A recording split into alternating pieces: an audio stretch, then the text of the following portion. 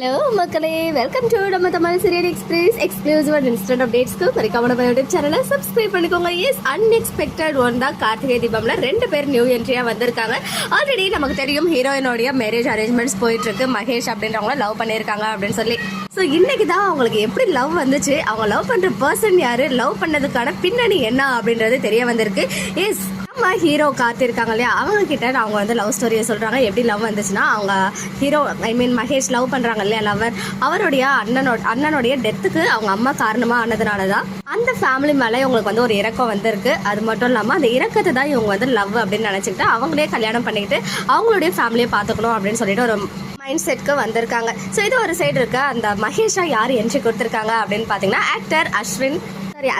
இவங்க ஆல்ரெடி நிறைய சீரியல்ஸ் பண்ணியிருக்காங்க. பர்டிகுலராக சொல்லணும்னா வானத்தை போல சீரியல், ஈவன் ஜீ தமிழ்லேயே லாஸ்ட்டாக நல்ல தமிழ் சீரியல்லாம் ஆக்ட் பண்ணியிருந்தாங்க. கரண்டாக செவ்வந்தி சீரியல் பண்ணிட்டு இருக்காங்க.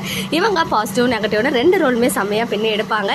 இப்போ இந்த சீரியலில் நான் வந்து கண்டிப்பாக நெகட்டிவாக இருப்பாங்கன்னு எதிர்பார்த்து தான், பட் இந்த அளவுக்கு ஒரு நெகட்டிவாக இருக்கும் அப்படின்னு எதிர்பார்க்கவே இல்லை. எஸ், இவங்களுடைய அண்ணனுடைய ஒய்ஃப் ரோலில் அன்னி கேரக்டரில் யார் இருக்காங்க அப்படின்னு பார்த்தீங்கன்னா, ஆக்ட்ரஸ் சுகன்யா வைஷ். இவங்களை பற்றி சொல்லணும்னா, இவங்களுமே லாஸ்ட்டாக மீனாட்சி பொண்ணுங்க சீரியலில் ஆக்ட் பண்ணியிருந்தாங்க.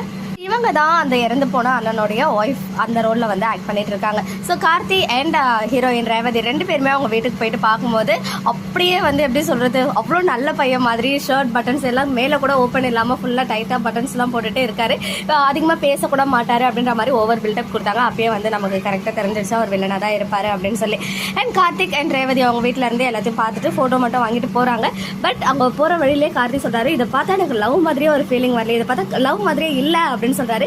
எப்படி சொல்ற அப்படின்னு கேட்டதுக்கு, லவ் வந்து ஒரு மேன்லினஸ் ஆட்டிடியூட் அவங்க இருக்கிறத பார்த்து அது மாதிரிலாம் தான் வரும், பட் உனக்கு வந்திருக்கிறது அந்த மாதிரி எதுவுமே கிடையாது, ஜஸ்ட் ஒரு இரக்கத்தினால வந்த காதல் தான் நீ சொல்லிக்கிற, பட் இது லவ்வே கிடையாதுன்னு.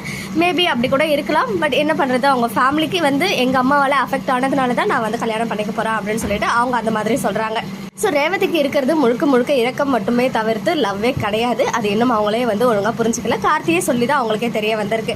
இதெல்லாம் ஒரு சைடு இருக்கு. அவங்க அண்ணியே வந்து ஒரு தப்பான ரிலேஷன்ஷிப்பில் இருக்காங்க போல. பிகாஸ் அவங்க வாமிட் பண்ணும்போது நமக்கு தெரிய வந்துச்சு அவங்க ப்ரெக்னெண்ட்டாக இருக்காங்க அப்படின்னு சொல்லி. அதுக்கு காரணமே அந்த பையன் தான் போல, மகேஷ் தான் போல. ஸோ அவருடைய ரியாக்ஷனு அந்த எக்ஸ்பிரஷனு எல்லாம் வேற லெவல் வில்லத்தனமாக இருக்கும் போல. ஸோ கண்டிப்பாக சிவனாண்டிக்கே டஃப் கொடுக்குற மாதிரி இன்னொரு வில்லன் அங்கே வந்திருக்காரு மகேஷ் அப்படின்ற கேரக்டரில். ஸோ மகேஷ் வந்து அவங்க அண்ணன் இருந்ததுனால பழி வாங்கணும் அப்படின்ற நோக்கத்தினால தான் அவர் நல்லவனா நடிக்கிறாரா, இல்லை அவங்க கிட்ட இருக்க பணத்துக்காக அப்படி இருக்காரா அப்படின்றதெல்லாம் நம்ம வெயிட் பண்ணி தான் பார்க்கணும்.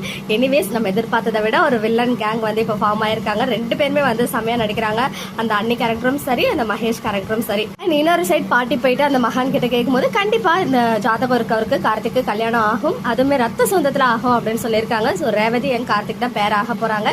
கார்த்தி எப்படி இந்த வாக்கை காப்பாற்ற போறாரு, ஐ மீன் கல்யாணம் வரைக்கும் கண்டிப்பா கொண்டு போவாங்க. அதுக்கப்புறம் அவர் வந்து கெட்டவர் அப்படின்னு தெரிஞ்ச பிறகு எப்படி அதை கண்டுபிடிக்கிறாரு, கடைசியா எப்படி ரேவதிக்கும் கார்த்திக்கும் கல்யாணம் ஆக போகுது அப்படின்றத அப்கமிங் ஸ்டோரியா இருக்க போகுது. ஓகே மக்களே, நெக்ஸ்ட் வீடியோவில் மீட் பண்ற எக்ஸ்க்ளூசிவ் அப்டேட்ஸ்க்கு மறக்காம நம்ம யூடியூப் சேனலை சப்ஸ்கிரைப் பண்ணிக்கோங்க.